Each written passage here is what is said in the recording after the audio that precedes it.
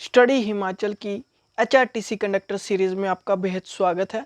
ये सीरीज़ बहुत ही एक छोटी सीरीज़ होगी बट बहुत महत्वपूर्ण होगी। दोस्तों, ये इतने महत्वपूर्ण प्रश्न है कि एग्ज़ाम जो एचआरटीसी के आने वाला है उसमें ये पूछे जाएंगे।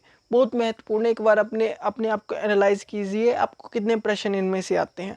चलो शुरू करते हैं। उससे पहले हमारा ये व्हाट्सएप नंबर है 7580030176। आप हमें व्हाट्सएप कर सकते हैं नोट्स के रिगार्डिंग।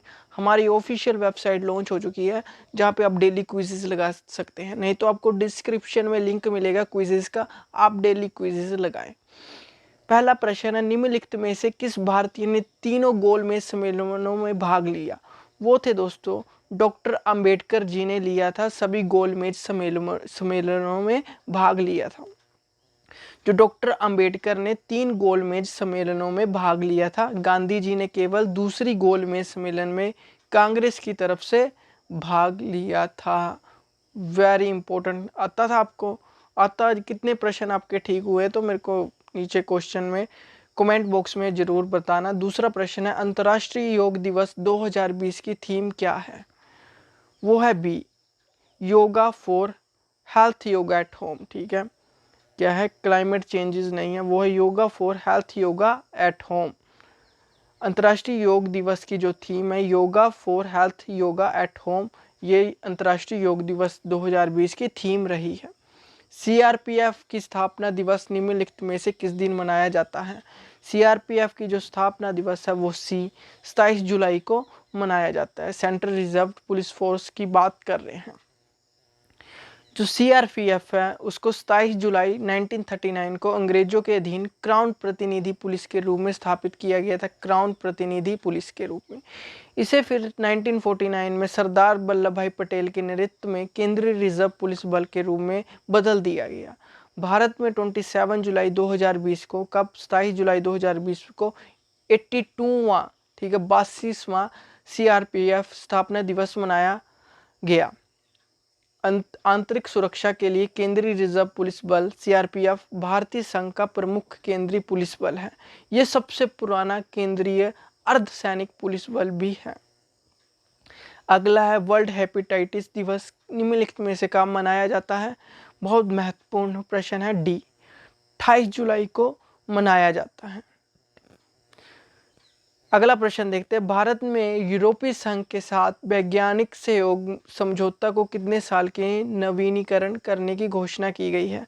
वो है डी, 5 साल के लिए। अगला प्रश्न है, रूस ने किस देश को S-400 मिसाइल सुरक्षा प्रणाली की आपूर्ति पर रोक लगाई है? वो है चीन। चीन पे रोक लगाई है, ठीक है, ये भी याद रखना है। अगला प्रश्न है, अंतर्राष्ट्रीय बाघ दिवस निम्नलिखित में से किस दिन मनाया जाता है? जो अंतर्राष्ट्रीय बाघ दिवस है निम्नलिखित में से 29 जुलाई को मनाया जाता है। कब? 29 जुलाई। विश्व भर में हर साल 29 जुलाई को अंतर्राष्ट्रीय बाघ दिवस के रूप में मनाया जाता है। ये दिवस जागरूकता दिवस के तौर पर भी मनाया जाता है। विश्व में बाघों की लगभग 70% आबादी भारत में रहती है।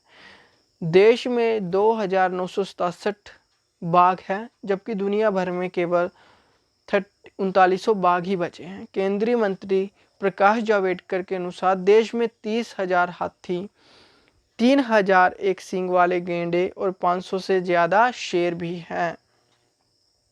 भारत सरकार की तरफ से हाल ही में ही तुर्कमेनिस्तान में भारत का अगला राजदूत किसे नियुक्त किया गया? बहुत महत्वपूर्ण है, वो है ए, कौन?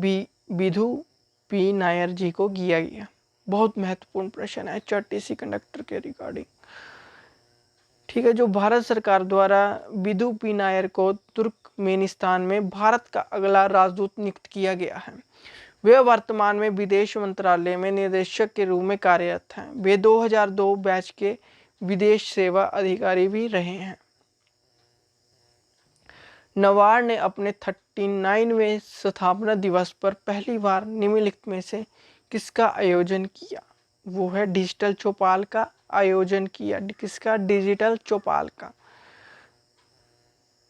अगला प्रश्न है, सुप्रीम कोर्ट कोलेजियम ने पंजाब व हरियाणा, हिमाचल प्रदेश व कलकत्ता हाई कोर्ट के कितने अतिरिक्त जजों को स्थायी जज बनाने की सिफारिश की है? वो है बी, टोटल 9 जज, 9 जज, ठीक है। सुप्रीम कोर्ट कोलेजियम ने पंजाब और हरियाणा उच्च न्यायालय के 7 अतिरिक्त न्यायाधीशों की नियुक्ति के प्रस्ताव को उच्च न्यायालय के स्थायी न्यायाधीश के रूप में मंजूरी दी है।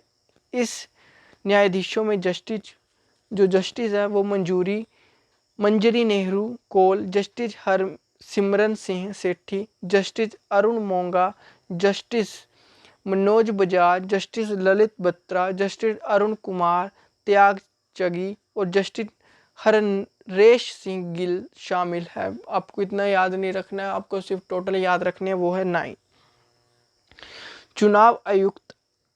चुनाव आयुक्त अशोक लवासा को हाल ही में किस बैंक का उपाध्यक्ष नियुक्त किया गया? वो है एशियाई विकास बैंक का। प्रसिद्ध बॉलीवुड अभिनेता सोनू सूद ने श्रमिकों की मदद के लिए निम्न में से किस ऐप को लॉन्च किया? वो है प्रवासी रोजगार ऐप को लॉन्च किया। प्रवासी रोजगार ऐप को लॉन्च किया। शोले में सुरमा भोपाली का किरदार निभाने वाले, जो शोले मूवी थी उसमें सुरमा भोपाली का किरदार निभाने वाले हाल ही में किस कॉमेडियन का निधन हुआ? वो है जगदीप जी का निधन हुआ। हाल ही में किस राज्य सरकार ने डॉक्यूमेंट को स्कैन करने के लिए सेल्फ स्कैन पोर्टल को लॉन्च किया? वो है पश्चिम बंगाल ने लॉन्च किया। पश्चिम बंगाल की मुख्यमंत्री ममता बनर्जी ने हाल ही में सेल्फ स्कैन नामक का एक ऐप लॉन्च किया, ठीक है। किसका? सेल्फ स्कैन नामक का एक ऐप लॉन्च किया। ये ऐप राज्य की सूचना व प्रौद्योगिकी विभाग ने दस्तावेजों की स्कैनिंग के लिए बनाया है। मुख्यमंत्री ने बताया कि इस ऐप के जरिए डॉक्यूमेंट्स को आसानी से स्कैन और एडिट किया जा सकता है। इसका डेटा किसी सर्वर में नहीं रहता बल्कि फ़ोन में ही रहता है, लिहाजा ये सुरक्षित भी है। ये ऐप निःशुल्क है, किसी सर्वर में नहीं रहता, ठीक है। अगला प्रश्न है, हाल ही में किस राज्य सरकार ने निक्कर समान योजना की शुरुआत की? निक्कर समाज योजना की शुरुआत की है कर्नाटका गवर्नमेंट ने। अगला है, भारत के 66वें शतरंज ग्रैंड मास्टर निम्न में से कौन बने? वो है जी आकाश जी बने। कुछ महत्वपूर्ण प्रश्न थे जो आपके साथ डिस्कस किए। आई होप आपको बढ़िया लगे होंगे। Thank you and have a nice day. Bye bye.